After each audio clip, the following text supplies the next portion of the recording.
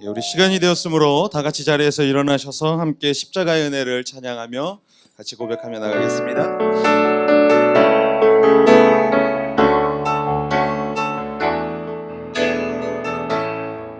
십자가 십자가 십자가 십자가 그 그늘 아래 내 소망이 있네. 십자가 십자가 그 그늘 아래 내 생명이 있네. 우리 한번 다시 그렇게 고백합니다. 십자가 십자가 십자가 십자가 그 그늘 아래 내 소망이 있네. 십자가 십자가 그 그늘 아래 내 생명이 있네.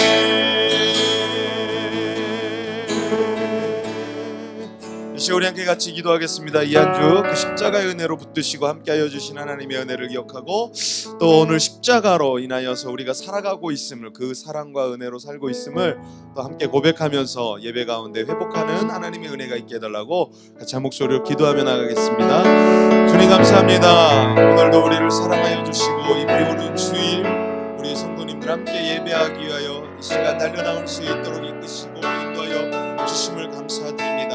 하나님, 오늘도 예배하며 나아갈 때 하나님의 그 십자가의 사랑, 예수 그리스도의 피 흘리심의 사랑이 우리를 구원하였고 회복시키셨고 살리셨음을 고백합니다.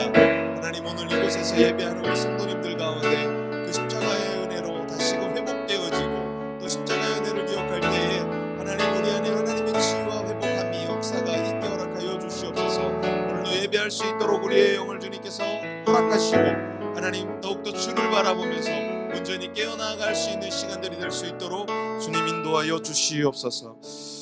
할렐루야. 새 노래로 여호와께 노래하며 성도의 모임 가운데서 찬양할지어다. 이스라엘은 자기를 지으신 이로 말미암아 즐거워하며 시온의 주민은 그들의 왕으로 말미암아 즐거워할지어다. 춤추며 그의 이름을 찬양하며 소고와 수금으로 그를 찬양할지어다. 여호와께서는 자기 백성을 기뻐하시며 겸손한 자를 구원으로 아름답게 하심이로다. 아멘. 우리 다 함께 사도신경 하심으로 우리의 신앙을 고백하며 나가겠습니다. 나는 전능하신 아버지 하나님 천지의 창조주를 믿습니다. 나는 그의 유일하신 아들 우리 주 예수 그리스도를 믿습니다. 그는 성령으로 잉태되어 동정녀 마리아에게 나시고 빌라도에게 고난을 받아 십자가에 못 박혀 죽으시고 장사된 지 사흘 만에 죽은 자 가운데서 다시 살아나셨으며 하늘에 오르시어 전능하신 아버지 하나님 우편에 앉아 계시다가 거기로부터 살아있는 자와 죽은 자를 심판하러 오십니다. 나는 성령을 믿으며 거룩한 공교회와 성도의 교제와 죄를 용서받는 것과 몸의 부활과 영생을 믿습니다. 아멘. 우리 다 같이 자리에 앉으셔서 오늘도 이 한 주를 이끄시고 인도하신 그 하나님의 사랑을 또 예수 그리스도의 은혜를 우리에게 간증이요 찬양임을 같이 예수로 나의 구주 삼고 함께 찬양하며 나가겠습니다.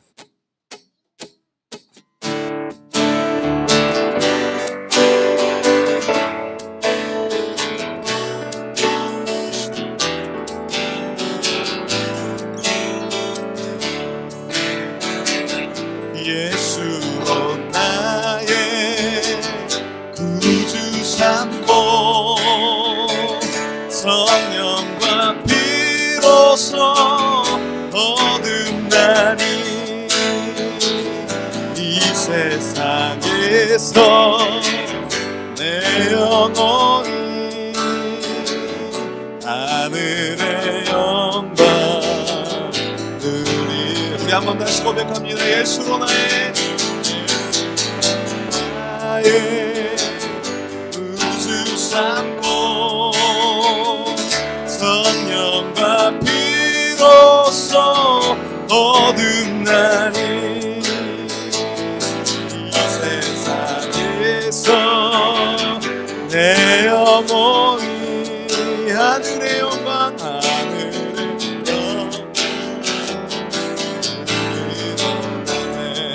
이것이 나의 간증이요 이것이 나의 찬송일세 나 사는 동안 끊임없이 그 주를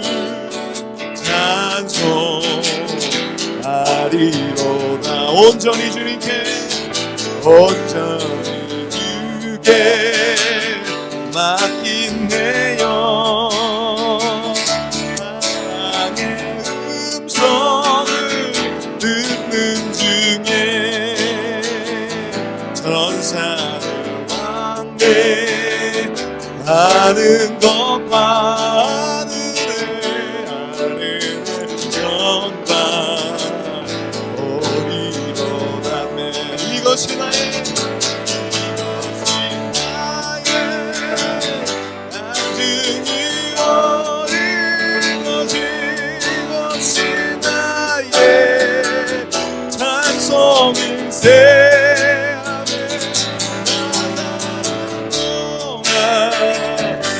끊임없이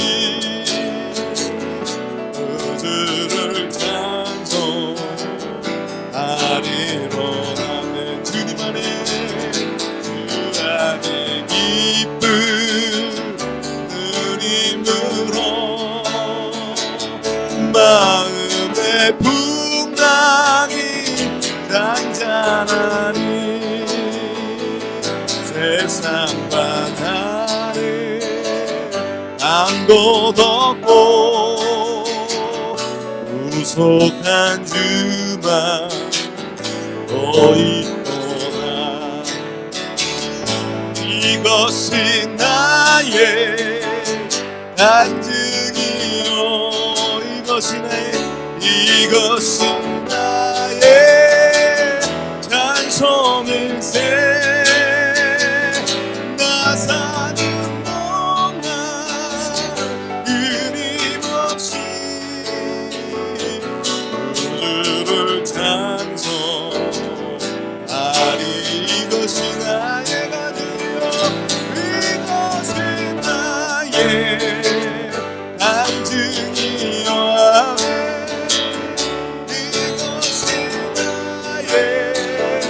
찬송일세 나 사는 동안 끊임없이 주를 찬송하리로다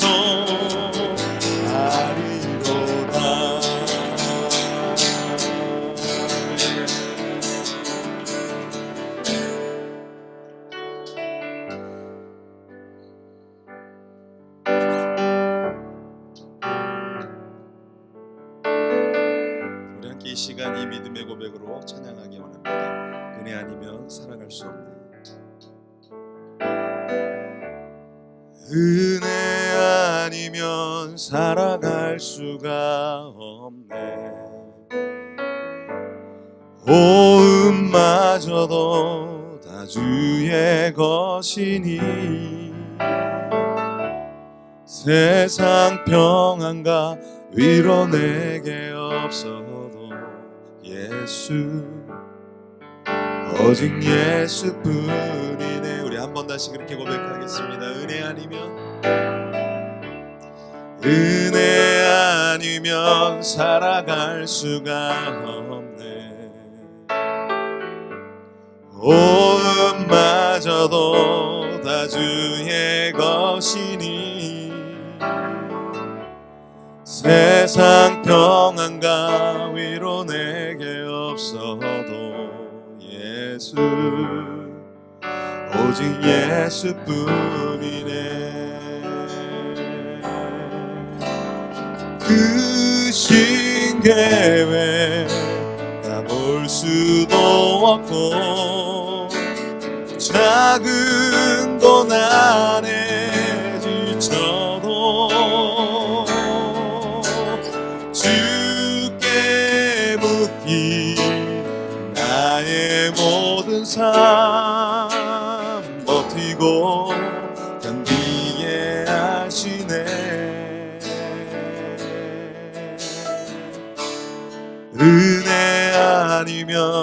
살아갈 수가 없네.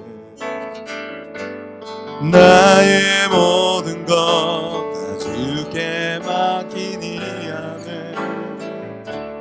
참된 평안과 위로 내게 주신 주 예수, 오직 예수뿐이네. 우리 처음부터 다시 한번 그렇게 같이 고백하겠습니다. 은혜 아니면 살아갈 수가 없네. 호흡마저도 다 주의 것이니 아멘. 세상 평안과 위로 내게 없어도 예수, 오직 예수뿐이네. 그 신계회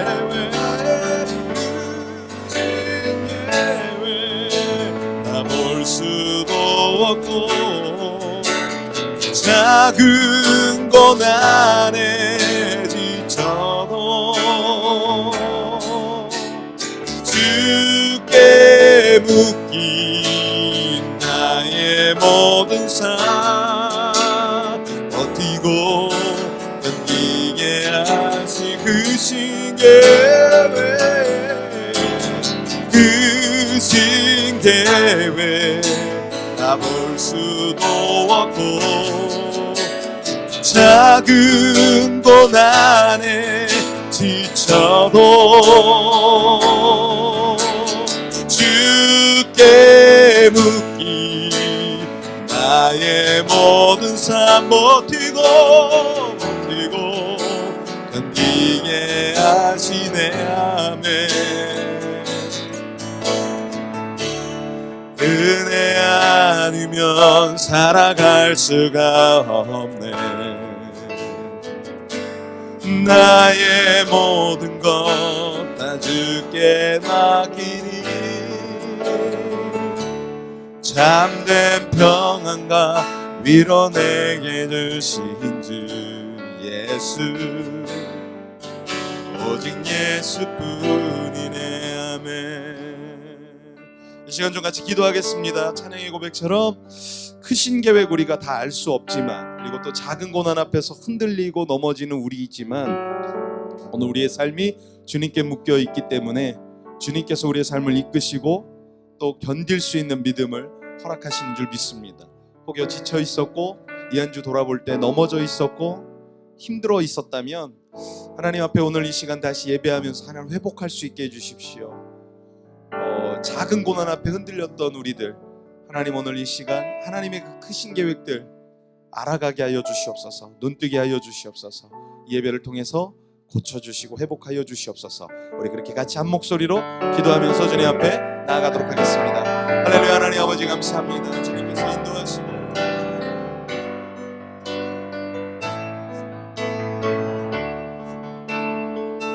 볼 수도 없는 그런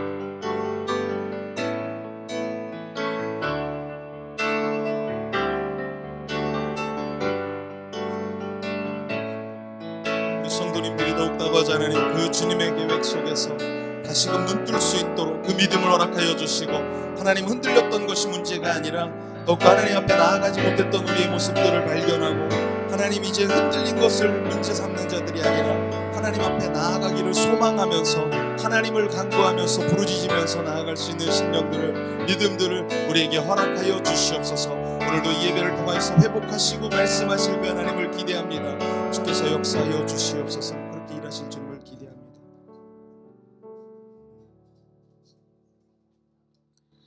사랑의 주님, 오늘도 교회로 우리를 인도하시고 예배하게 하시고 찬양하게 하시니 감사합니다. 우리가 무엇을 하든지 아버지께서 우리의 삶을 지탱해 주셨으며 어떤 어려움도 이겨낼 수 있었고, 그럴 때마다 아버지의 살아계심과 십자가의 삶을 느낄 수가 있었습니다. 지금처럼 아버지의 소중함을 잃지 않게 해주세요. 내가 있는 곳에서 자연스럽게 하던 일을 내려놓고 아버지 만나기를 힘쓰는 자녀 될 수 있도록, 아버지를 따라가는 그런 삶이 될 수 있도록 함께 해주세요. 또 말씀 전하실 목사님께도 힘을 주세요. 한 주도 말씀대로 살아가는 한 주 되게 해주시고 사랑으로 인도하시고 조건 없는 사랑 주시는 살아계신 예수님의 이름으로 기도드렸습니다. 아멘.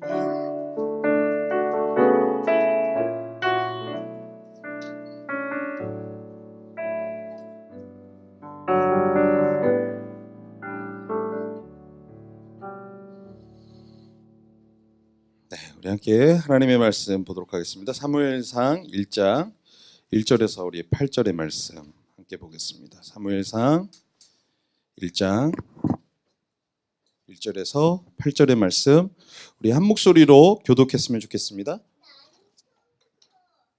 그래, 알았어. 자, 사무엘상 1장 1절에서 8절 우리 제가 한 절 읽고 여러분이 한 절 읽고 교독하겠습니다. 에브라임 산지 라마다임 소빔에 에브라임 사람 엘가나라는 사람이 있었으니 그는 여로함의 아들이요 엘리우의 손자요 도우의 증손이요 숲의 현손이더라. 그에게 두 아내가 있었으니 한 사람의 이름은 한나요 한 사라의 이름은 분인나라. 분인나에게는 자식이 있고 한나에게는 자식이 없었더라. 이 사람이 매년 자기 성읍에서 나와서 실로에 올라가서 만군의 여호와께 예배하며 제사를 드렸는데 엘리의 두 아들 홈니와 비느하스가 여호와의 제사장으로 거기에 있었더라. 엘가나가 제사를 드리는 날에는 제물의 분깃을 그의 아내 분인나와 그의 모든 자녀에게 주고 한나에게는 갑절을 주니 그를 사랑함이라. 그러나 여호와께서 그에게 임신하지 못하게 하시니 여호와께서 그에게 임신하지 못하게 하심으로 그의 적수인 분인나가 그를 심히 격분하 괴롭게 하더라. 매년 한나가 여호와의 집에 올라갈 때마다 남편이 그가 취함에 분인나가 그를 격분시키므로 그가 울고 먹지 아니하니 그의 남편 엘가나가 그에게 이르되 한나여 어찌하여 울며 어찌하여 먹지 아니하며 어찌하여 그대의 마음이 슬프냐 내가 그대에게 열 아들보다 낫지 아니하냐 하니라. 아멘. 우리 광고 말씀드리겠습니다. 2017년 8월 20일 교회정원교회 광고 말씀드리겠습니다. 오늘도 비 오는 주일인데 서둘러서 일찍 나오셔서 함께 예배 드려주셔서 감사드리고 예수 그리스도의 이름으로 우리 성도님들 한 분 한 분을 축복합니다. 옆에 분에게 그렇게 인사했으면 좋겠습니다. 참 잘 오셨습니다. 네, 아이고 비 오는 주일날 열심히 서둘러서 오시느라 모두 애쓰셨습니다. 제가 이렇게 전에 듣기로는 혜지자매님이 이렇게 집에서 오실 때 항상 이렇게 운전하면서 오실 때 많이 이 앞에서 헤매신다는 얘기를 들었는데 오늘 안 헤매셨어요? 헤맸어요? 네, 그래야죠. 네, 그래야죠. 네, 오늘 우리 주원 형제님 언제 올라오셨어요? 제주도에서? 어제? 네, 그래요. 올라와 주셔서 또 함께 예배 드려 주셔서 감사합니다. 오늘 또 우리 새 얼굴이 이제 좀 환영의 박수를. 네. 우리 진실자매님의 고향 친구. 네, 고향 친구인데 오늘 어디라 그랬지? 태안? 태안 고향 친구인데 오늘 또 함께 해주셨습니다. 다시 한번 우리 환영의 박수를. 예, 식사 나누면서 우리 함께 귀한 교제 나누면서 더 함께 알아가고 또 그런 시간 됐으면 좋겠습니다. 식사를 섬기고자 하는 분들은 오늘 또 우리 정다운 전사님에게 말씀해 주시고요. 일본 분들이 지금 현재 한국에 들어오셔가지고 사역하고 있습니다. 그래서 17일부터 21일까지 한일 연합 사역이 계속 진행 중에 있고 여러분들 진행되는 그 일정 기간 동안을 위해서 여러분 계속 기도해 주셨으면 좋겠습니다. 오늘은 대치동 순복음교회 오전에 같이 예배드리러 가서 예배드리고 오후 2시에 대치동 순복음교회에서 집회하고 오늘 또 저녁에 여기 부천에 성도교회라고 있는데 그 성도교회는 또 함께 또 섬기러 갑니다. 그래서 정다운 전사님, 조하나 전사님, 조순자매님 함께 오후 7시에 사역이 있어서 가니까 여러분들 또 기도해 주셨으면 좋겠습니다. 히스가든 사역이 계속 있습니다. 23일 수요일 양평 서후교회 사역이 있고 24일 이천 소망병원 그리고 26일 토요일 청주 장신교회. 전날은 토요일 날 내려가서 장신교회 그 버스킹을 도와드리고 전도 집회를 도와드리고 길거리에서 주일날 27일 주일이죠. 27일 주일에는 청주에서 그 교회에서 또 집회를 합니다. 그래서 아마 26일 날 내려가서 청주에서 하룻밤을 묵고 사역을 할 건데 그날은 아마 김병진 전사님하고 우리 이현욱 우리 집사님이시죠. 함께 내려가서 하룻밤 거기서 자고 사역을 같이 하게 될 것 같습니다. 그러니까 여러분 계속 기도해 주셨으면 좋겠습니다. 중보기도 제목 카드 내주시고요. 저희 히스가든 홈페이지가 계속 업데이트되고 있습니다. 그러니까 여러분들께서 또 우리 교회를 알리시고자 하시는 분들은 알려주시고 말씀해 주셔서 교회를 또 전도하는데 홈페이지를 활용해 주셨으면 좋겠습니다. 네, 오늘 우리 함께 또 하나님의 말씀 좀 나눌 텐데 다음 주 대표기도 우리 김수진 자매님 아시고요. 오늘 하나님의 말씀 우리가 볼 텐데 사무엘상 1장 1절에서 8절의 말씀입니다. 말씀의 제목은 한나가 한나에게. 한나가 누군가? 혹시 궁금해하실 수도 있을 것 같은데 오늘부터 제가 이렇게 사무엘상 말씀을 좀 가지고 계속적으로 설교를 좀 나누려고 합니다. 그래서 다음 주에는 이제 9절서부터 되겠죠. 예전에는 제가 설교를 하면 이렇게 1장 1절서부터 8절 그리고 8절 끝나면 9절서부터 그 다음 주 이런 식으로 계속 설교를 계속 해왔어요. 그런데 최근에 와서는 제목 설교라 그러죠. 그래서 이제 저희에게 필요한 설교를 제목 설교로 주제별로 이제 준비해서 설교를 했었습니다. 그러다가 이제는 됐구나. 이제는 좀 말씀을 갖고 우리가 좀 같이 보면서 읽으면서 한 구절 한 구절 읽으면서 좀 그 말씀의 뜻을 이어가고 또 강해 설교라 그럽니다. 그래서 이제 그 강해 설교를 함께 하면서 은혜를 나눴으면 좋겠다라고 생각했다가 오늘 본문 말씀 사무엘상의 말씀을 가지고 나누려고 합니다. 구약 사무엘상은요, 성경 이름에서부터 보면 알겠지만 사무엘의 이야기가 시작이 되어지죠. 그래서 사무엘상의 바로 앞에 나와 있는 성경이 뭘까요? 우리 여러분 혹시 성경책을 순서대로 외우고 계십니까? 창세기, 출애굽기, 레위기, 민수기, 신명기, 여호수아, 사사기, 룻기, 사무엘상. 그렇죠.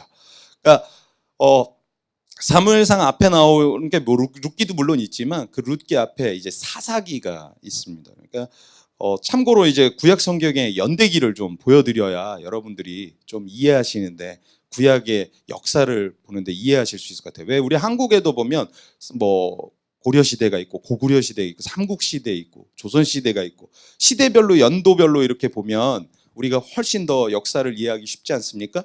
구약 성경은 이스라엘의 역사책이에요. 그래서 이 이스라엘의 역사책을 잘 알면 하나님이 그 역사 속에서 어떻게 일하셨는지를 잘 깨달을 수가 있거든요. 그래서 구약의 연대기를 좀 보면 좋을 것 같은데 올려주시면 보시면 이렇게 구성이 되어 있습니다. 제일 첫 번째 뭐죠? 시대 구분이 창조시대, 그리고 두 번째 족장시대, 세 번째 출애굽과 광야시대, 네 번째 정복시대, 다섯 번째 사사시대, 여섯 번째 단일왕국시대, 일곱 번째 분열왕국시대, 여덟 번째 포로시대, 아홉 번째 포로귀환시대, 열 번째 침묵시대. 그러니까 구약의 연대기를 나누면 10가지로 시대를 나눌 수 있어요. 그래서 그 연대 시대에 따라서 보시면 옆에 성경의 이야기가 나와 있죠. 그래서 성경의 창세기가 어디의 시대에 속해 있는지를 볼 수가 있고 예언서, 그래서 시가서와 예언서 뭐 이런 식으로 역사서 해서 이런 식으로 구별이 되어져 있습니다. 근데 오늘 제가 얘기하고 싶은 건 뭐 여기 이쪽까지는 아니더라도 우리가 시대 구분을 좀 보면서 이야기를 했으면 좋겠다라는 말씀을 나누고 싶습니다. 이유인즉슨 그거예요. 오늘 우리가 사무엘상을 보고 있는데 사무엘상은 단일왕국 시대 이야기를 하고 있어요. 그리고 단일왕국 시대 이전의 시대가 언제죠?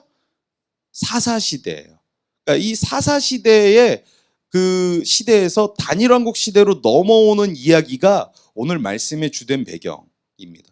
그래서 말씀의 주된 배경을 이해하고 있어야만이 이 말씀이 왜 우리에게 주어지는지 그리고 어떤 시대에 사무엘이라는 사람이 등장을 했는지를 알면 훨씬 더 말씀을 이해하기가 쉽기 때문에 그렇습니다. 사사기에는요 13명의 사사에 대한 기록들이 되어져 있습니다. 그래서 여기에는 우리가 잘 알고 있는 교회 학교에서 아주 많이 들은 이야기, 사사시대 때 기드온 얘기 들어보셨죠? 그리고 삼손 들어보셨죠?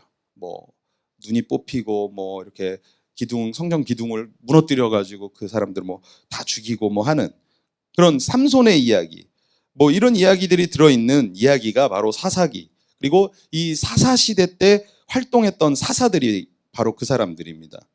이 사사들은 이스라엘이 범죄하고 그래서 어떤 이방 민족이 침략을 해오고 그래서 사사로 세워져서 이스라엘 민족을 물리치는 이야기로 구성되어 있는데, 그런 사사도 있는가 하면 사사기를 보면 단순하게 사사로만 살다가 그냥 죽은 사사들도 상당히 많습니다. 그래서 이 사사라는 말, 이 히브리어는 쇼페팀이라는 말인데 다스리다, 통치하다라는 거예요. 그러니까 사사들이 이스라엘 시대를 이끌어가고 이스라엘 민족을 통치하고 다스렸던 거죠. 그러니까 이 다스리는 사사들이 있었어요. 그리고 하나님께서 이 약속하신 땅에 들어갔던 이스라엘 백성들에게 다스리는 자가 필요했던 거예요. 가나안 땅을 들어갔는데 이 가나안 땅에 들어가서 생활을 하다 보니까 뭔가 리더십이 필요했던 거죠. 그래서 사사를 뽑았습니다. 그리고 그 사사들이 통치하고 다스렸던 거죠. 특히 오늘 사무엘상이 시작되는 이 시대적 배경은 사사시대에서 이 단일왕국 시대로 넘어가는 시점입니다. 사사시대는요, 가나안이라는 축복된 땅에 입성하고 들어갔어요. 그럼 그때부터 어떤 일이 벌어지기 시작할까요? 광야 시대를 살았던 이 사람들이 사사시대를 맞으면서 안정된 생활에 돌입하기 시작하는 거예요. 생각해 보십시오. 이스라엘 민족들이 광야에서 막 돌아다니다가 이제는 정착했고 그 가나안 땅에 정착하면서 사사들과 더불어서 다른 민족의 침략들을 이제 막아가면서 자신들의 그 영역을 확보하고 살아가고 있다. 이 얘기는 결국 이제 안정된 삶을 살기 시작했다는 거죠. 그런데 이 사사시대를 평가하기를 이렇게 평가하고 있습니다. 각자의 자기의 옳은 소견대로 살던 시대라고요. 희한하죠?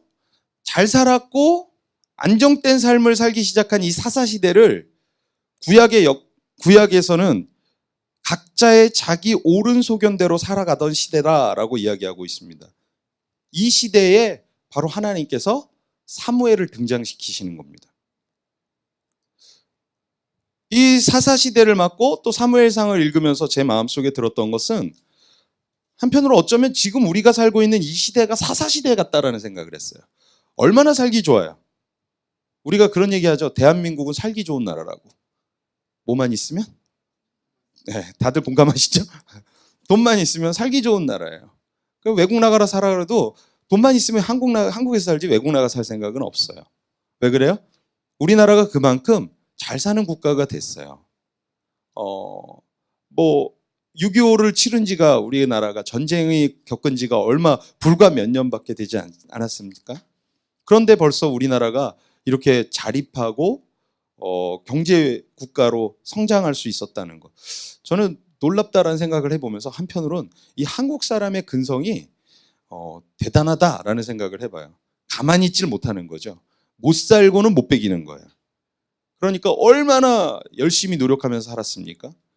그런 이 시기를 맞고 있는 이 시대가 광야 같은 시대를 지나서 우리 부모 시대가 광야 같은 시대였다면 지금 이 시대를 사는 저희들은 어떤 시대를 살고 있는 거예요? 바로 이런 사사 시대를 겪고 있는 거예요. 그러나 자기 옳은 소견대로 살아가고 있는 것 같은 그런 느낌을 좀 말씀을 읽으면서 느낄 수가 있었습니다. 돈만 있으면 내가 누리고 싶은 것들 충분히 누리면서 살 수 있는 시대, 바로 사사 시대하고 별반 다르지 않은 것 같습니다. 현대 크리스천들과 교회는 모두가 자기 옳은 소견대로 살아가요. 얼마나 똑똑한 사람 많아요? 요즘에 인문학 공부하는 분들이 많아지고 크리스천 중에서도 이제 지식이 많은 사람들이 얼마나 많아졌습니까? 그러니까 자기 옳은 소견, 자기의 주장 얼마나 많이 강하게 표현하십니까? 어떻게 보면 그런 의미에서 오늘 사무엘상은 이 시대를 사는 우리에게 주는 영적 교훈이 있을 거라는 생각이 좀 들었어요. 그래서 많은 말씀 중에서도 특별히 사무엘상을 가지고 오늘 말씀을 좀 우리가 공부하고 읽었으면 좋겠다, 나눴으면 좋겠다라는 생각이 들어서 오늘서부터 이렇게 사무엘상을 1장을 시작했습니다. 그러니까 혹시라도 이런 게 있어요.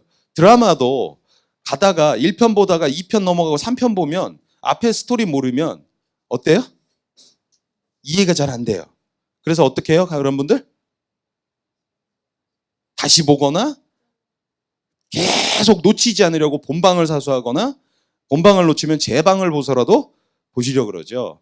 저희가 이제 설교가 팟캐스트 방송이 계속 올라갑니다. 그러니까 혹시라도 주일 출석을 못 하셔서 못 들으시면 앞에 설교를 놓쳐버리면 다음 설교 그 다음의 주제를 스토리를 이해를 못해요. 구약은 역사서이기 때문에 그 역사를 알지 못하면 잘 이해를 못할 수 있어요. 그러니까 놓치면 혹시라도 놓치신다면 팟캐스트 방송을 들으시라는 거예요. 아직도 이렇게 얘기해도 팟빵이 뭐야 어떻게 듣는 거야 라는 분들이 계시면 그냥 어플에 팟빵 이렇게 치시면 나와요. 그리고 그의 정원교회라고 검색을 하시면 저희 설교가 항상 매주 주일 저녁이면 업데이트가 돼서 올라가 있습니다. 그러니까 들어보시면서 놓치지 마시고 사무엘상의 이 역사의 이야기들을 잘 담아두시면 좋을 것 같습니다. 오늘 사무엘상 1장 1절과 2절의 말씀을 좀 함께 읽으면서 사무엘의 등장 배경을 알아보면서 하나님의 일하심에 대해서 한번 우리가 나눴으면 좋겠는데 1절과 2절 우리 한 목소리로 읽겠습니다. 시작. 에브라임 산지 라마다임 소빔에 에브라임 사람 엘가나라 하는 여로함의 아들이요 엘리후의 손자요 도우의 증손이요 숲의 현손이더라. 그에게 두 아내가 있었으니 한 사람의 이름은 한나요 한 사람의 이름은 분인나라. 분인나에게는 자식이 있고 한나에게는 자식이 없었더라. 1절 말씀에 보면 사무엘의 아버지 누구 나오죠? 엘가나라는 사람이 나오죠. 다 같이 읽었는데 이제 엘가나가 사무엘의 아버지인지는 잘 모르죠. 아직 사무엘 얘기가 안 나오니까. 근데 사무엘이 등장하기 전에 누가 있어야 돼요? 부모 얘기가 나와야죠. 갑자기 뜬금없이 사무엘이 나왔더라 이럴 수는 없는 거잖아요. 그러니까 1장 1절에 사무엘의 등장을 알리기 위해서 그 부모에 대한 아버지에 대한 이야기, 어머니에 대한 이야기가 등장하고 있습니다. 부모 없는 자녀는 없습니다. 여기서 얻을 수 있는 교훈은 우리 자녀들은 부모 없이 내가 존재하지 않는다는 걸 알아야 돼요. 그래서 잘해야 돼요. 부모의 된 입장으로서 얘기하는 거예요. 오늘 이 1절 말씀에 보면 사무엘의 아버지 엘가나라는 사람에 대한 소개가 나오는데 그리고 이 엘가나는 어느 지역, 어느 고향 사람인가 이야기하고 있냐면 에브라임 산지의 사람이다라고 이야기하고 있습니다. 또한 엘가나에 대한 소개가 나오고 있어요. 누가 있다고요? 2절에 두 아내가 있었다라고 이야기하고 있습니다. 한 명도 힘들 텐데 두 아내가 있었다. 대단한 거죠. 오늘 본문 말씀을 좀 읽으면서 발견하는 것은 풍족한 시대를 사는 사람들과 이 시대의 풍족함을 쫓는 사람들의 모습이 담겨져 있다는 생각을 좀 해보게 돼요. 우선 등장인물 3명이 나오고 있습니다. 사무엘의 아버지 엘가나, 그리고 그의 두 아내 한나와 누구? 분인나. 이 3명의 등장인물이 나와요. 이 고대 이스라엘 지방에서는요, 아내를 여럿 두는 그 관습이 있었어요. 그러나 생각해 보십시오. 먹고 살기 힘든데 아내가 2명, 3명까지 있을 수 있겠습니까? 절대 불가능한 얘기예요. 이건 먹고 사니까 가능한 얘기인 거예요. 그러니까 결국 무슨 얘기예요? 이 엘가나라고 하는 사람, 잘 사는 사람이었던 거예요. 그리고 1절에 보면 조상에 대한 이야기들이 쭉 거론되면서 이야기하고 있죠. 여러분, 족보 있는 가정이라는 걸 알 수가 있는 거예요. 결국 무슨 얘기예요? 그러니까 이 엘가나는 못 먹고 못 사는 족보 없는 가정이 아니라 당대에 그래도 에브라임 산지에서 좀 그 족보 있는 가문에서 태어나서 그래도 살만한 능력이 있었던 사람이라는 걸 증명해주고 있는 거죠. 그러니까 그래도 먹고 살만하니까 두 아내가 존재했다는 거죠. 그럼 이렇게 또 해석해 볼 수가 있는 거예요. 이 두 아내가 그럼 먹고 살기 힘든 남편에게 결혼하겠어요? 아니죠. 저 사람하고 결혼하면 먹고 살기 힘들 텐데 결혼하겠어요? 그러니까 먹고 살만하니까 저 사람하고 결혼하면 내 삶이 그래도 좀 살 수 있겠구나 하는 생각이 판단이 드니까 결혼 안 했겠습니까? 그러니까 한나도 이 분인나도 엘가나가 그래도 살만하니까 결혼을 했겠죠.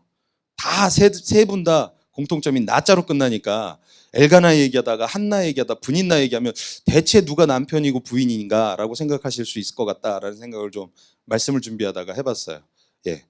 엘가나가 남편이고요.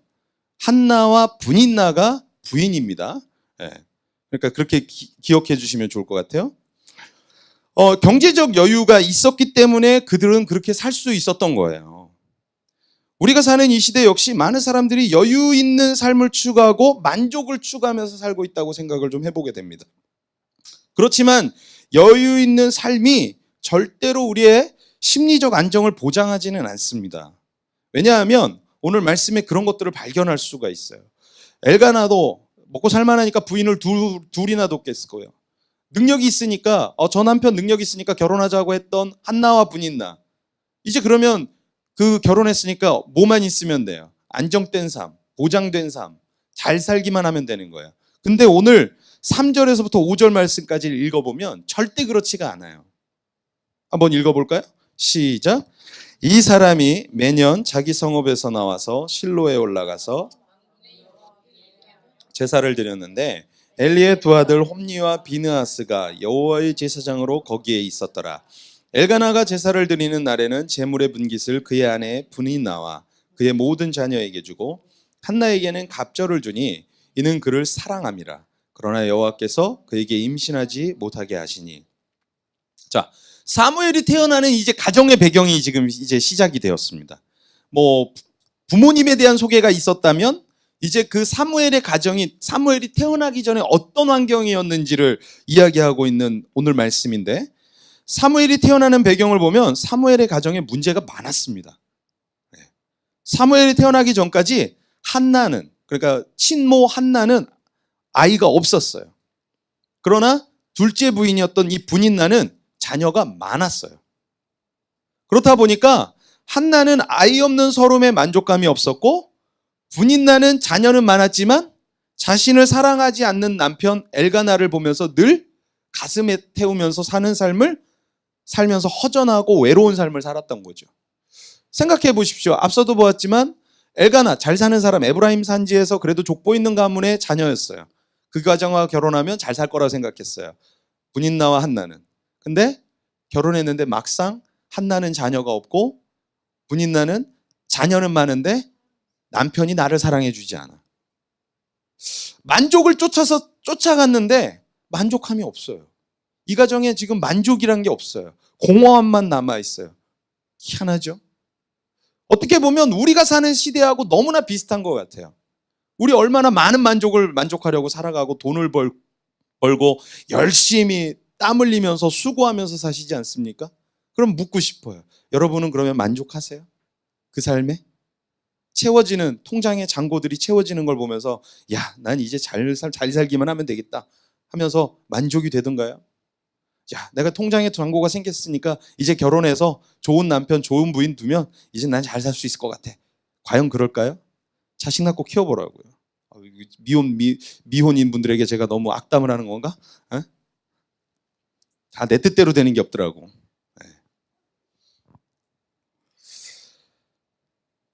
한나의 입장에서 자식이 많은 분인나를 보면 뭐 할까요? 한없이 부러웠을 거예요. 자식이 많은 분인나는 남편의 사랑을 받는 한나를 보면서 어떤 마음이 들었을까요? 10자식 다 필요 없어. 남편이 필요해, 남편이. 뭐야? 누가 부러워요? 한나가 부러운 거예요. 저는 풍족한 시대일수록 어떤 일이 발생되기 시작하냐면 비교의식이 많아진다는 걸 느끼는 거예요.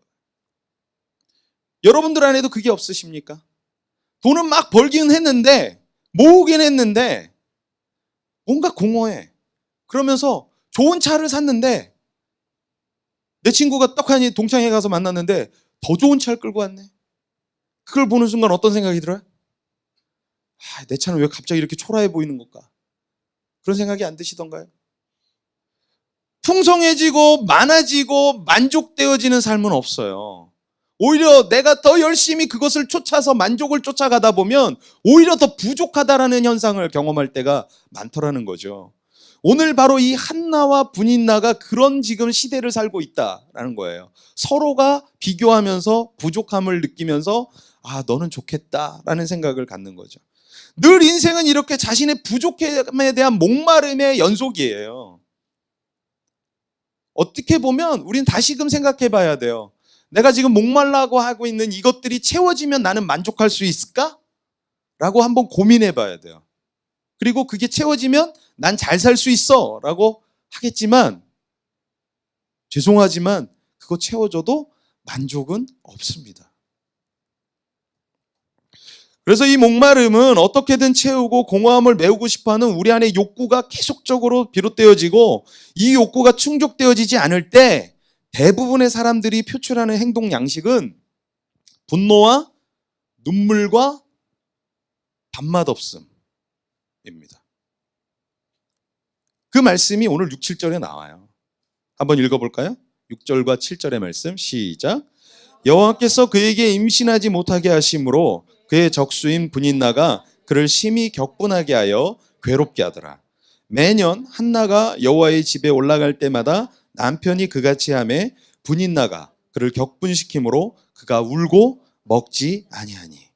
말씀해 보니까 자식이 많았던 이 분인나, 남편의 사랑을 받는 한나를 보면서 어떻게 했다고 해요? 격분했다. 다른 얘기 아니에요. 그냥 분노를 표출했다는 거예요. 누가 미워요? 한나가 꼴보기 싫은 거예요. 남편 사랑 독차지하는 한나가 꼴보기 싫은 거예요. 화딱지가 나는 거죠. 그래서 그 분노를 표출합니다. 그랬더니 이 분노를 표출하고 피해를 입은 이 한나는 오늘 말씀에 어떤 현상을 보이고 있죠? 뭐라고 하고 있어요? 7절에? 울고 먹지 아니하는 증상을 보이더라. 여러분, 나의 만족이 충족이 되어지지 않을 때 어떤 일이 발생되냐면 다른 사람들을 공격하기 시작해요. 내 만족이 채워지지 않으니까 막 분노함이 끄는 거야. 한번 생각해 보세요. 여러분, 배고플 때 여러분이 어떻게 하는지. 막 희한하지 않으세요? 배고프면 사람이 신경이 날카로워져. 이 내 목마름, 내 갈급함이 채워지지 않으니까 막 좀 더 날카로워지는 거야. 그래서 내가 공격받지 않으려면 어떻게 해야 돼? 자꾸 먹여야 돼.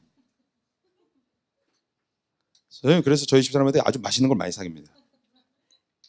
자꾸 먹여야 돼. 그래서 입을 막아야 돼. 그게 내가 평화로워.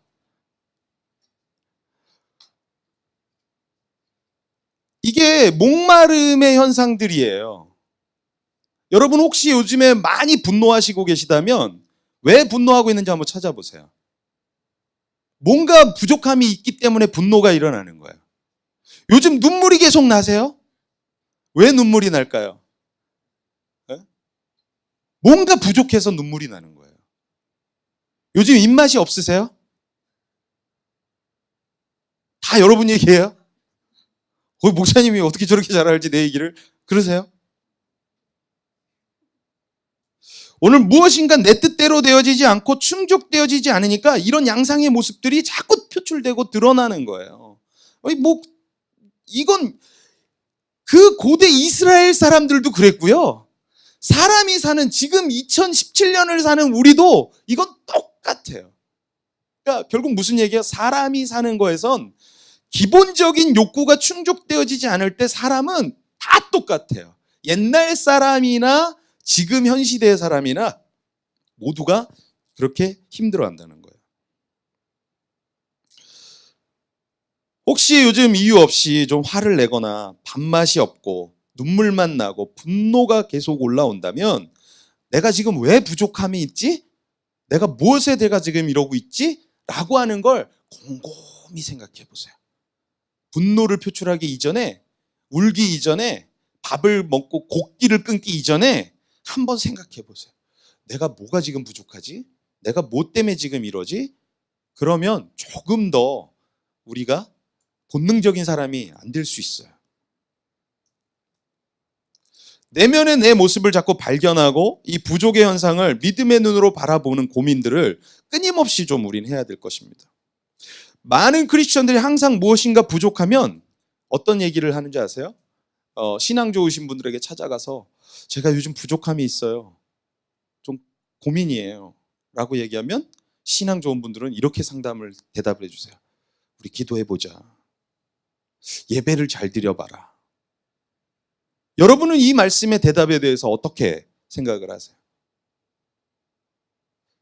왔더니 제가 요즘에 취업이 안 돼요. 직장 생활이 힘들어요. 사람 관계가 어려워요. 라고 하면 여러분은 뭐 하세요? 뭐라고 충고해 주세요? 조언해 주세요? 기도할게. 우리 예배를 한번 잘 회복해 보자. 되게 있어 보이죠? 그런데 오늘 말씀을 살펴보면 그거 안 돼요. 이렇게 얘기하면 목사가 너무 비경건해 보이나요? 그거 안 돼요. 그럼 어떻게 해야 되느냐? 안 되는 얘기를 먼저 안 되는 얘기를 오늘 이 말씀에서 좀 찾아봅시다. 이 말은 맞는 말인 것 같지만 틀린 말입니다. 본문 3절에서 5절 다시 한번 읽어볼게요. 시작. 이 사람이 만군의 여호와께 예배하며 제사를 드렸는데 엘리의 두 아들 홈니와 비느하스가 여호와의 제사장으로 거기에 있었더라.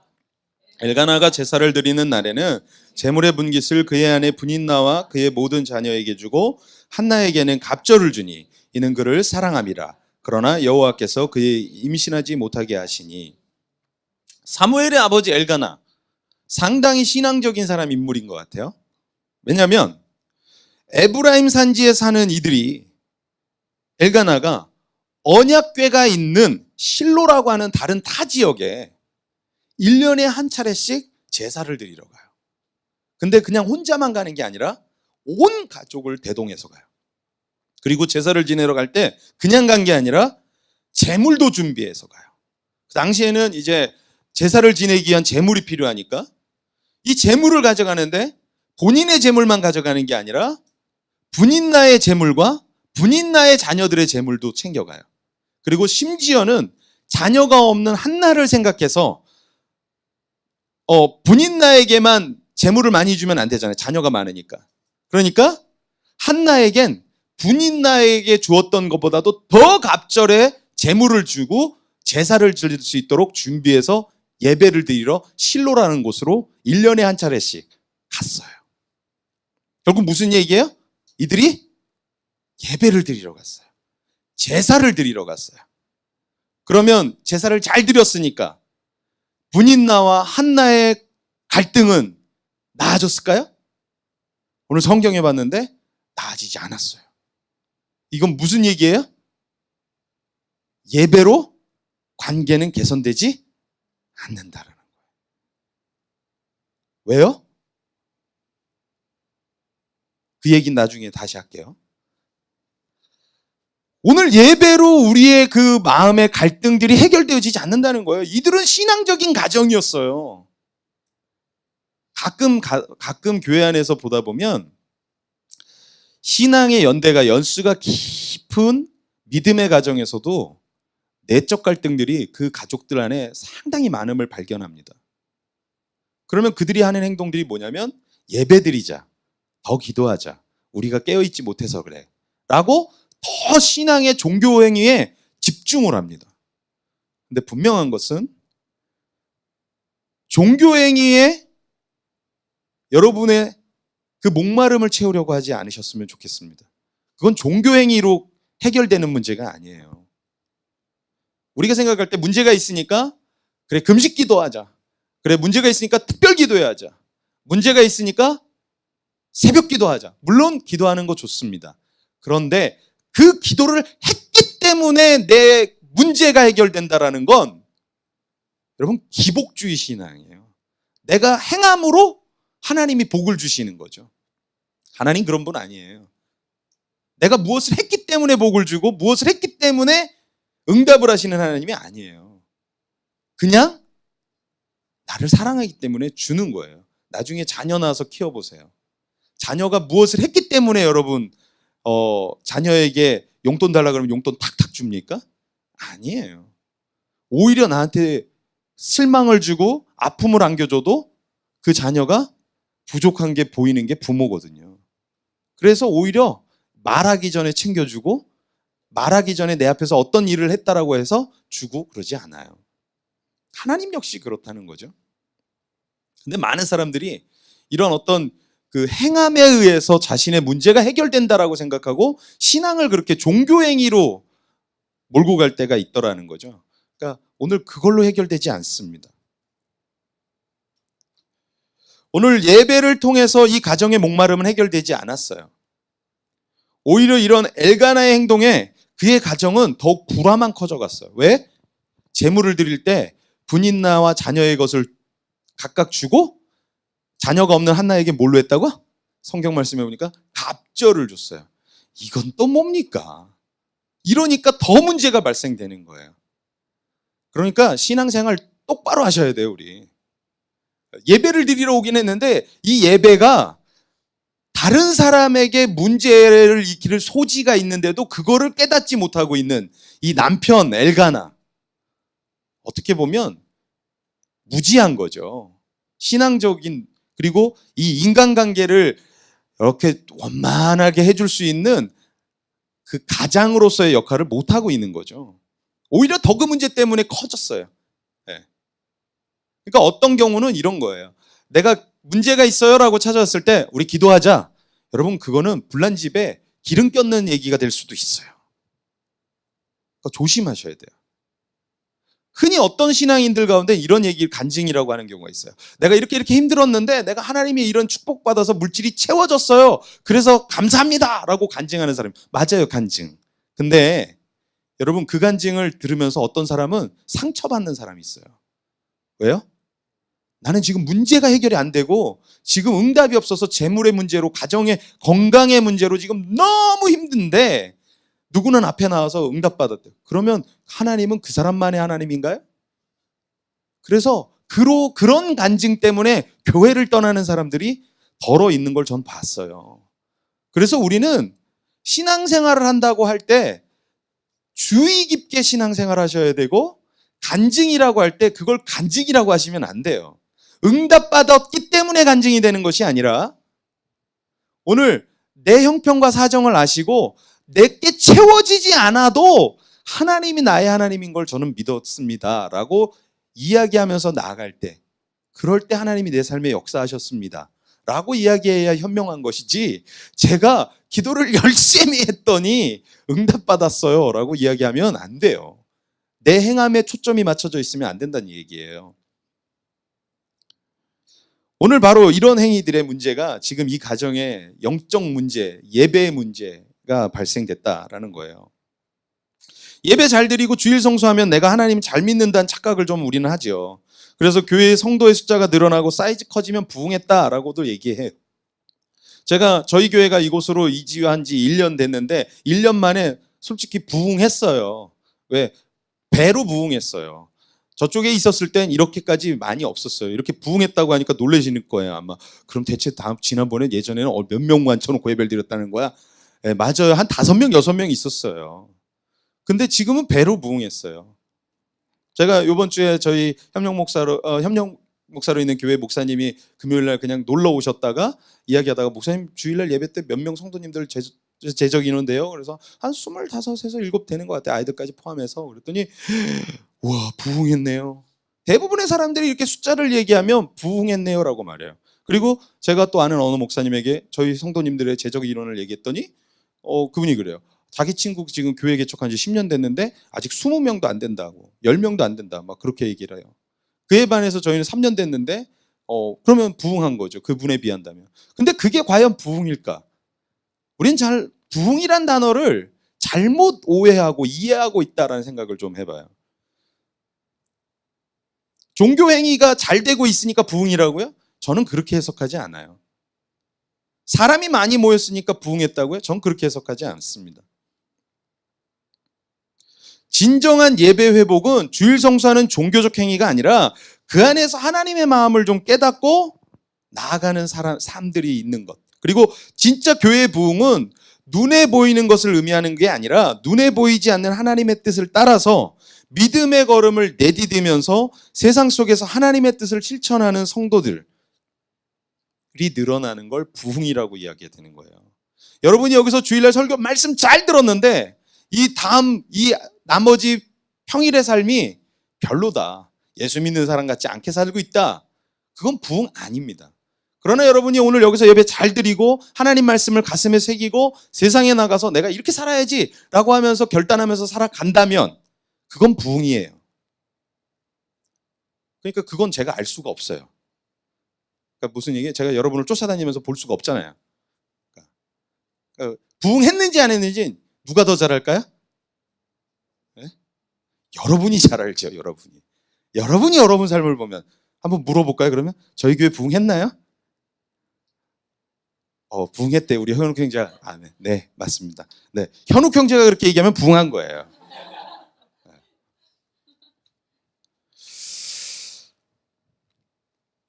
사무엘의 가정에는 예배가 있었지만 문제는 해결되지 않았어요. 오히려 문제는 점점 더 커져갔고요. 가정의 붕괴가 왔습니다. 오늘 우리 역시 진짜 문제는 예배가 키워드가 아니라 문제의 근원이 어디로부터 비롯되었는지를 먼저 깨닫는 지혜가 필요합니다. 그런 믿음의 눈이 저와 여러분에게 떠지기를 바랍니다. 오늘 이 가정의 문제는 어디서부터 비롯되어졌을까요? 오늘 말씀에 나와 있어요. 5절 말씀입니다. 시작. 한나에게는 갑절을 주니 이는 그를 사랑함이라. 그러나 여호와께서 그에게 임신하지 못하게 하시니. 이 가정의 여인들이 싸우는 결정적 이유가 뭔지 아세요? 한나의 불임이에요. 근데 이 불임의 원인이 누구로부터라고 오늘 성경에 쓰여 있습니까?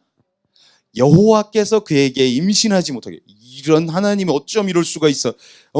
지금 이 가정이 반토막이 나가지고 지금 사내 못 사내 하는데 말이지. 부인들이 맨날 혈투가 있는데 이 혈투의 문제의 근원의 중심에 누가 있어요? 하나님이 껴있어. 이런 말도 안 되는 일이 있어? 우린 대부분 나의 불행을 하나님이 주시지 않을 거라는 착각을 해요. 여러분, 하나님은 불행을 줄 수 있으세요. 죄송하지만 이 강대상에서 하나님은 여러분 축복만 주십니다 라고 얘기를 해야 되는데 오늘 말씀을 보니까 이 불임의 사건은 누가 주도하고 있어요? 하나님이더라라는 거예요. 우리가 잘 아는 요셉의 이야기도 보면 그 인생에 불행이 있었어요. 인신매매 당하고 억울한 옥살이를 하고 절대로 우리의 상식으로는 이해할 수 없는 일들이죠. 다니엘은 어땠어요? 여호와 하나님만을 섬기겠노라고 하면서 성전을 향해서 문을 열어놓고 기도하다가 어떻게 됩니까? 감옥에 들어가고 사자굴에 던져지고 풀무풀에 던져지는 일을 겪지 않습니까? 우리가 생각할 땐 하나님을 열심히 섬기면 하나님 복 받아야 되는데 성경 속 인물들을 잘 보면 불행의 연속인 사람들이 더 많아요. 우린 착각하고 있는 거예요. 어떻게 보면 기독교 교회가 잘못 가르쳤어요. 예수 믿으면 복 받습니다. 맞아요. 근데 이 복이라는 게 내가 생각하는 복이 아니에요. 우리의 복의 개념을 바꿔야 돼요. 불행도 하나님으로부터 비롯되었다면 복인 줄 믿습니다. 그게 복의 정의예요. 기독교식 정의는 바로 그거예요.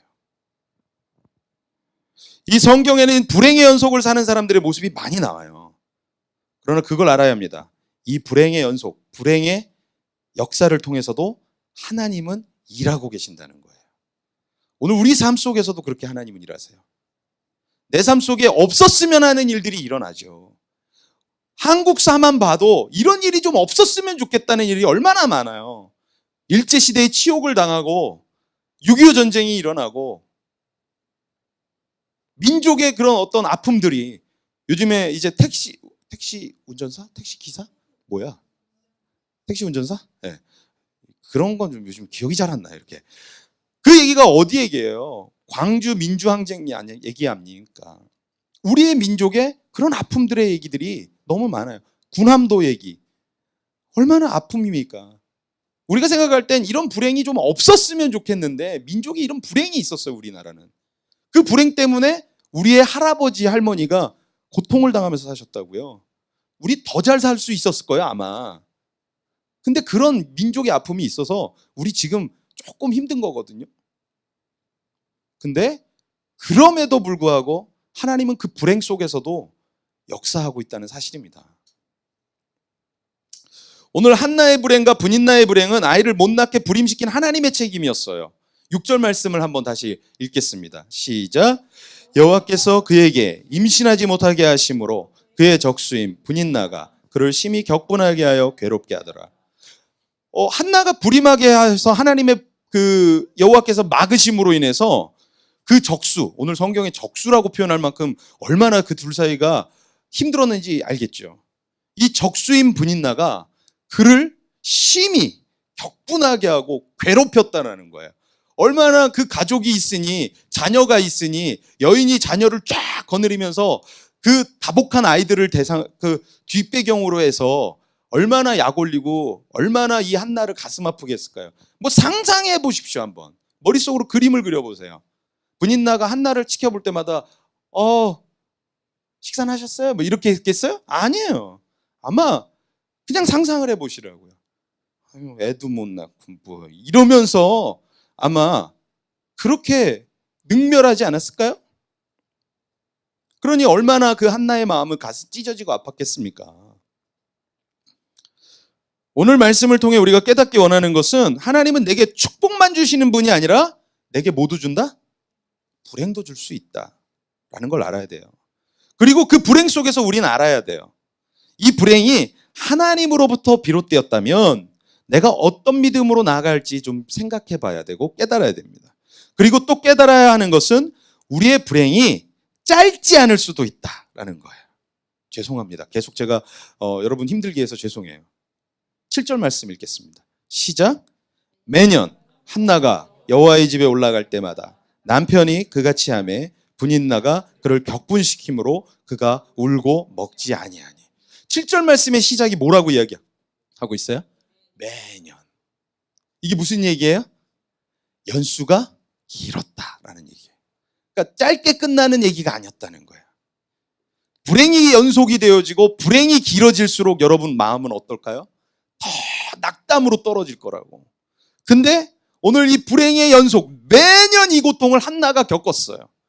어떤 생각이 들었을까요? 죽고 싶었을 거예요.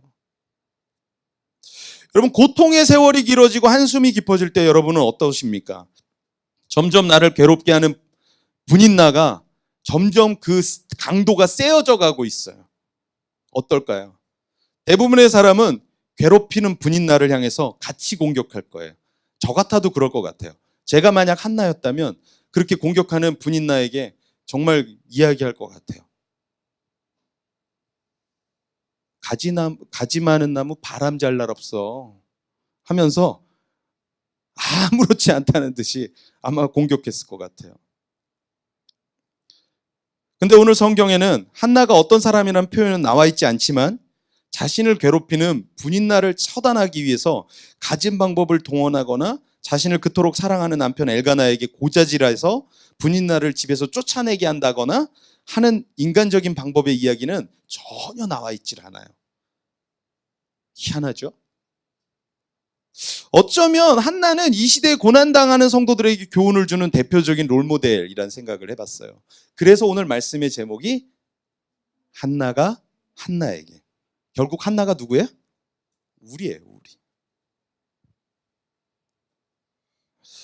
고난 앞에서도 서름 앞에서도 섣불리 행동하지 않고 오히려 그 안에서 묵묵히 눈물로 세월을 보내면서 그 눈물 닦고 헤아리는 하나님을 기대하는 믿음을 가졌던 이 현숙한 여인 한나. 저는 오늘 우리가 바로 그런 믿음의 사람이 되어줬으면 좋겠다라는 생각이 들었어요. 오늘 한나의 모습에서 또 한 가지 감동이 되어지는 모습이 있다면 이 자신의 공허함을 다른 것으로 채우며 만족하려 하지 않았다는 것이 우리에게 참 많은 교훈을 줘요. 제가 오늘 아침에 인스타에 보는데 이런 글이 올라왔어요.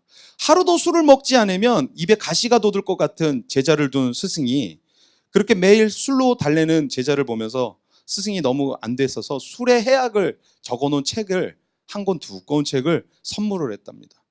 스승이 보낸 책이니까 이 제자가 어떻게 했을까요? 그 책을 열심히 읽었어요. 밤을 새서 읽었어요. 그러고 봤더니 진짜 술이 너무 몸에 안 좋은 거야. 우리 몸에 어떤 작용을 일으키고 있는지 너무 아는 거야. 그러니까 이 제자가 결심을 합니다. 2번 다시 책을 읽지 말아야겠다.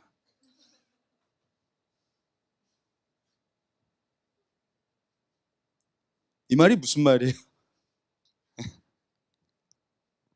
이 말이 무슨 말이죠? 내게 만족을 자꾸 주는 걸 끊으려니까 딴 걸 끊어. 딴 걸로. 오늘 이 한나의 모습에서는 자신의 만족을 주는 거를 찾지 않는 모습을 발견할 수 있습니다.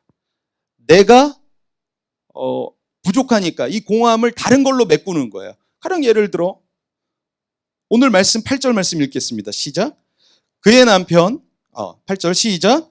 그의 남편 엘가나가 그에게 이르되 한나여 어찌하여 울며 어찌하여 먹지 아니하며 어찌하여 그대의 마음이 슬프냐 내가 그대에게 10 아들보다 낫지 아니하니라. 그 무슨 말이에요? 엘가나가 한나를 끔찍히 사랑했어요. 너무 끔찍히 사랑하는데도 불구하고 한나는 항상 공허해요. 그러니까 엘가나가 한나에게 말하는 거예요. 야, 내가 너를 이토록 사랑하는데 열 자식이 부럽냐? 라고요. 남자는 여자를 몰라요. 아무리 사랑을 줘도 여자의 그 부족을 채워줄 수가 없어.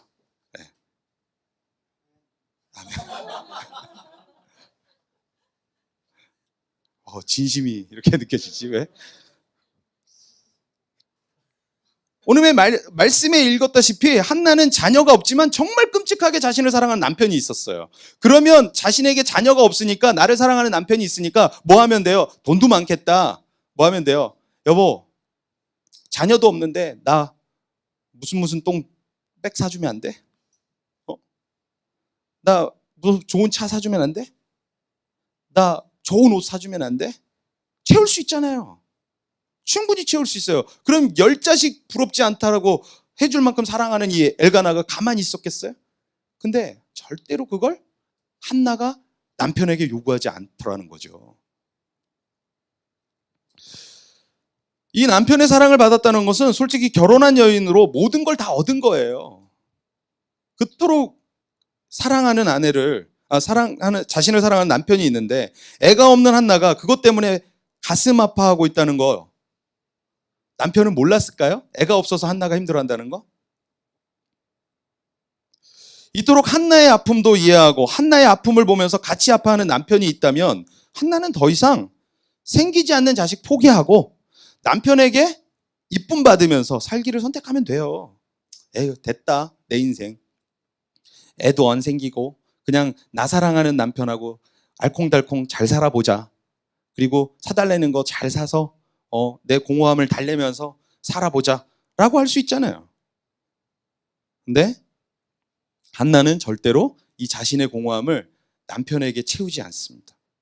다른 방법으로 채우지 않습니다. 오늘 말씀을 좀 정리하면서 결론의 말씀을 드리겠습니다. 한나는 어쩌면 풍요로운 사사시대를 살던 여인이었어요. 그리고 그런 한나의 모습은 이 시대를 사는 우리에게도 공허함이 있다라는 것을 알려주는 대표적 인물입니다. 한나를 통해 깨닫는 것은 풍요로운 시대에도 나에게 부족이 있을 수 있다라는 거예요. 그리고 나의 고통이나 나의 문제가 하나님이 주신 것일 수도 있다라는 것이에요. 우리는 고통은 하나님이 주신 것이 아니라고 생각할 때가 많아요. 그러나 고통도 하나님이 줄 수 있어요. 혹시 여러분이 지금 겪고 있는 이 고통이 여러분 어디로부터 비롯되었는지를 한번 눈 뜨시고 바라보셨으면 좋겠습니다. 그리고 그게 하나님으로부터 비롯되어졌다라면 여러분 한번 다시금 하나님이 왜 내게 이런 고통을 주셨는지 기도해 보셨으면 좋겠습니다. 나의 고통이나 나의 문제가 하나님이 주신 것일 수 있다라는 인정함을 갖고 이 부족함을 내 방법이 아닌 하나님이 채우실 것을 바라보면서 나아가는 것. 저는 이게 바로 이 풍요로운 시대를 살아가는 사람들이 더 취해야 할 믿음의 자세라고 생각합니다. 종교적 행위를 열심히 하자가 아니라 이 문제의 근원에서 지금 나를 이끌고 계시고 이 어려움 속에서 나를 돌보시는 이가 여호와 하나님이시니까 그 하나님만 바라보면서 다른 방법 아닌 어떤 예배 행위가 아닌 하나님만 바라보면서 나아가는 거죠. 하나님은 내게 풍요로움을 줄 수도 있는 분이지만 나에게 부족함을 줄 수 있는 분이다라는 거 여러분 잊지 마시기 바랍니다. 그리고 그 부족함을 주시는 하나님은 우리에게 계획이 있다라는 거예요. 그걸 우린 인정하면 돼요. 내게 부족함이 있다고요? 하나님이 근데 그 부족함을 주셨다고요? 그렇다면 하나님은 여러분의 인생에 계획이 있는 거예요.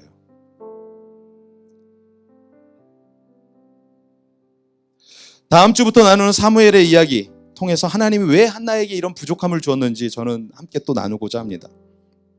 그리고 또 그 부족함을 하나님이 어떻게 한나의 기도에 응답하셨는지를 좀 나누려고 합니다. 오늘 그래서 이 말씀을 좀 기억하면서 이 찬양을 나눴으면 좋겠어요. 하나님이시여 하나님이시여라는 찬양인데요. 이 찬양은 시편 63편의 말씀으로 지어져 있는 찬양입니다. 특별히 이 찬양의 가사 가운데 보면 주의 인자가 생명보다 낫습니다 라는 고백이 있습니다. 지난 금요일날 금요심야 예배 때 이 찬양을 마지막 찬양으로 제가 불렀다가 그간에 계속적으로 부르다가 이 찬양에 가서 이런 심오한 기품이 있는지 부르다가 깨달았어요. 그리고 얼마나 울컥했는지 몰라요. 이 찬양에 가서 주의 인자가 생명보다 낫다라는 가사의 의미는 다른 게 아니라 이런 해석이에요. 주의 인자가 나의 생명보다 크기에 그 인자하심을 내가 신뢰하고 내 입을 열어 찬양합니다 라는 고백이에요.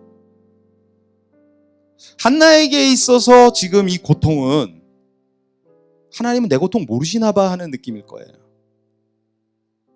아마 여러분에게도 지금 하나님 내 고통 모르시나? 내 아픔 모르시나? 내 가정 모르시나? 내 지금 이 공허하고 헛헛함 모르시나? 라고 느껴질 수 있을 것 같아요. 근데 모르실까요? 아니요, 아세요. 그렇기 때문에 오늘 우리는 어떤 믿음의 찬양으로 나아가면 되냐? 바로 오늘 이 찬양의 가사처럼 나가면 돼요. 주의 인자가 나의 생명보다 나음으로 내 입술이 주님을 찬양합니다. 오늘 이 시간 이 믿음의 고백 우리 한 주 동안 계속 선포하시고 고통 속에서도 신음할 때 어려울 때 주의 인자가 생명보다 낫습니다.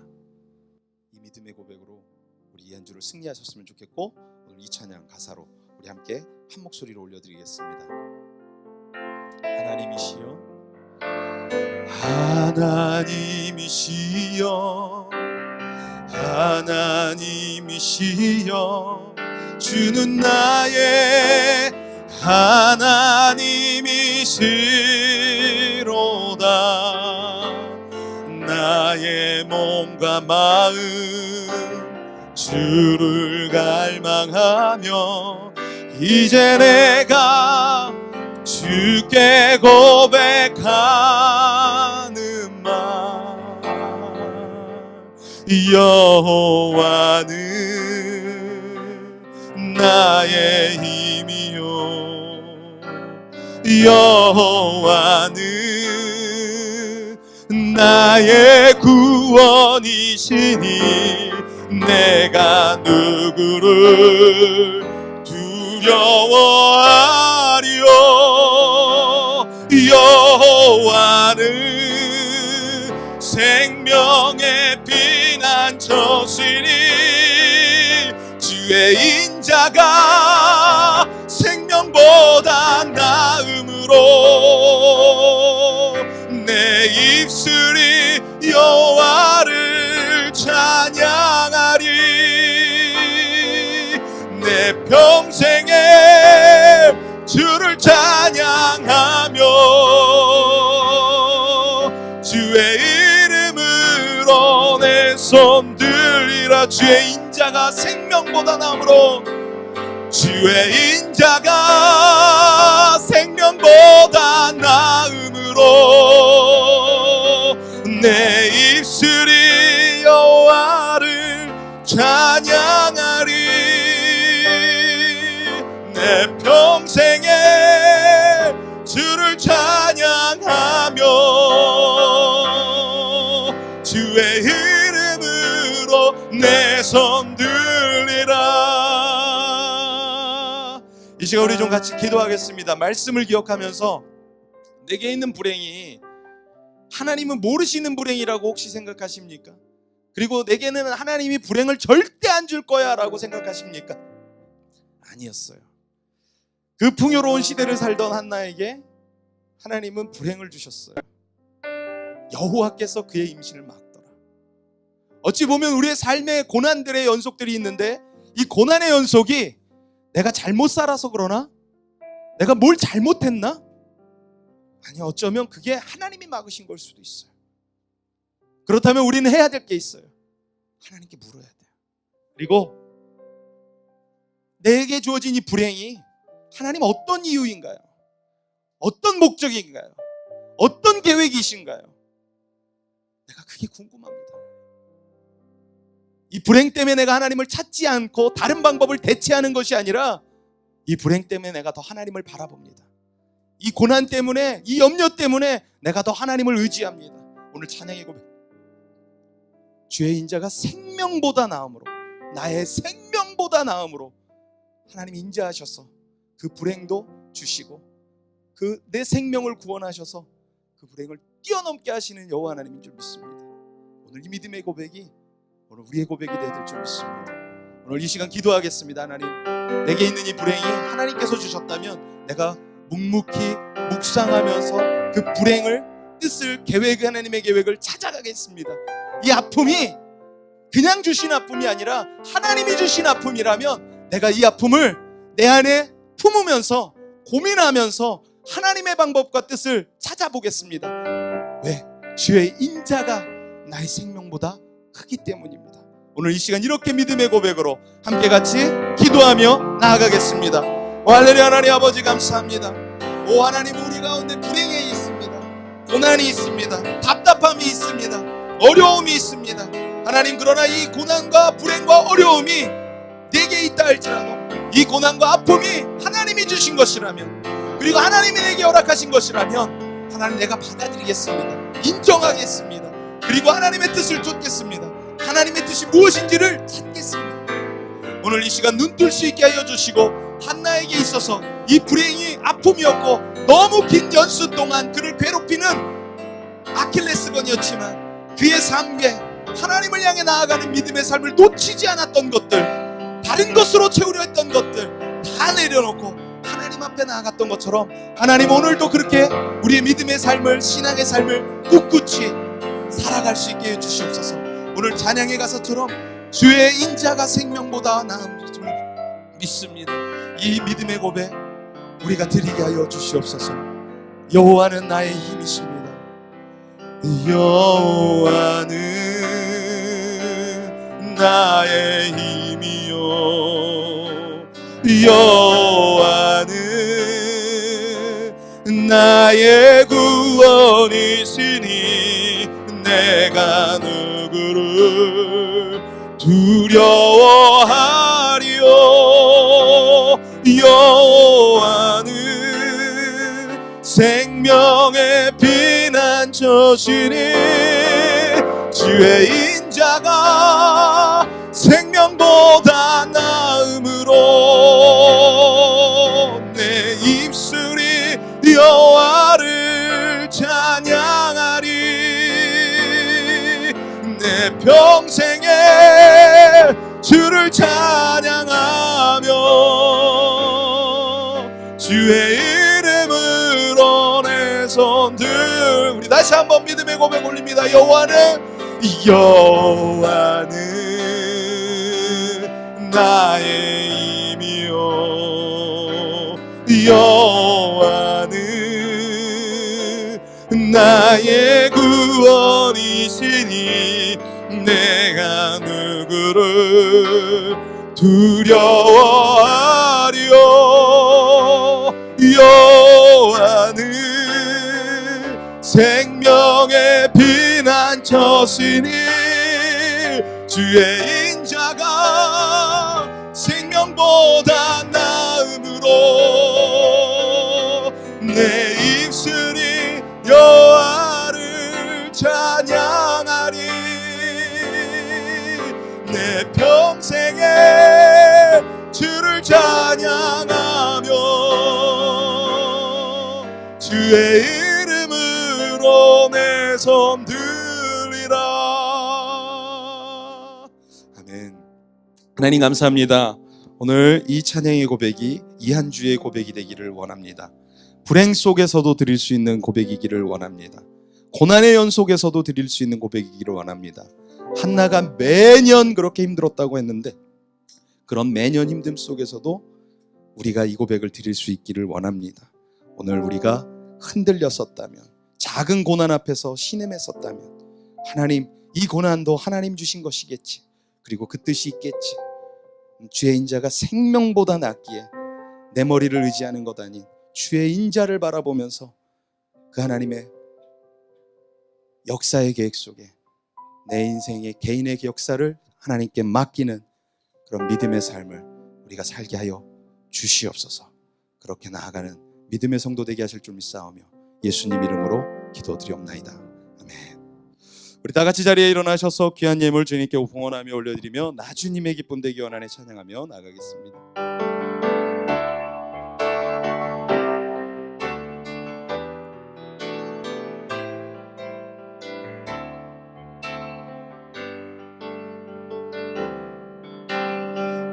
주님의 기쁨 되기 원하네. 내 마음을 새롭게 하소서. 새 부대가 되게 하여 주사. 주님의 빛 비추게 하소서. 내가 원하는 한 가지, 주님의 기쁨이 되는 거라면. 내가 원하는 한 가지, 주님의 기쁨이 되는 것. 하나님 감사합니다. 오늘 찬양의 고백, 나 주님의 기쁨 되기 원하네. 이 고백이 우리 한 주의 고백이 되고 우리 늘 주께 올려드리는 믿음의 고백이 되게 하여 주시옵소서. 오늘도 한나와 같은 삶을 사는 우리 성도님들이 있을 것입니다. 마음은 아프고 괴롭고 어떻게 위로하고 격려할 수 없겠지만, 하나님 그런 우리의 한나와 같은 삶을 사는 우리 성도들에게 이미 한나는 믿음의 삶의 모습을 보여주었던 줄 믿습니다. 그렇게 이제 우리가 한나에게 들은 이 믿음의 조언들을 가슴에 새기고 우리가 또 한 주간 승리할 수 있도록 주님이 인도하여 주시옵소서. 오늘도 주님께 나오며 귀한 예물 드렸습니다. 하나님 이 예물 받아주시고 이 예물이 쓰여지는 곳에 하나님의 나라가 세워지게 하시고 하나님의 영광이 더해지게 하시고 오직 하나님 나라만 세워지는 하나님의 의만 있는 거룩한 예물 되게 하여 주시옵소서. 또한 아버지 드린 손길들 위해, 그리고 드리고 싶으나 그 형편이 드릴 수 없는 여러 어려움 속에 처한 우리 성도님들 계시다면 동일하게 하나님의 복의 복을 더하여 주셔서 채우신 하나님의 은혜들이 더 있게 하시고 우리 성도님들 평강의 하나님 지키시는 평안함으로 채우셔서 늘 채우시고 공급하신 하나님의 은혜 가운데 거하게 하여 주시옵소서. 지금은 우리 주 예수 그리스도의 크신 은혜와 하나님의 무한하신 사랑과 성령님의 교통감화 역사하여 주심이 이제 한나처럼 주님 바라보면서 하나님의 뜻 찾으면서 하나님의 역사에 나의 역사를 맡기며 나아가기로 결단하며 주의 인자가 나의 생명보다 낫다라는 것을 인정하며 믿음의 고백으로 하나님을 신뢰하며 살기로 머리 조아리며 나아가는 우리 성도님들의 그 머리 위에, 가정 위에, 사역 위에, 학업 위에, 직장 위에, 일터 위에, 자녀 위에, 걸음걸음 위에, 또한 복음을 증거하며 나아가는 우리 선교사님들의 그 선교지 위에, 오늘도 저 북녘 땅 위에, 그리고 복음을 들고 함께 오늘 한일 연합 사역으로 나아가는 우리 히스가든과 문화로 사역하는 그레이데이 DIJ 위에 지금부터 영원토록 함께 하시기를 간절히 축원하옵나이다. 아멘.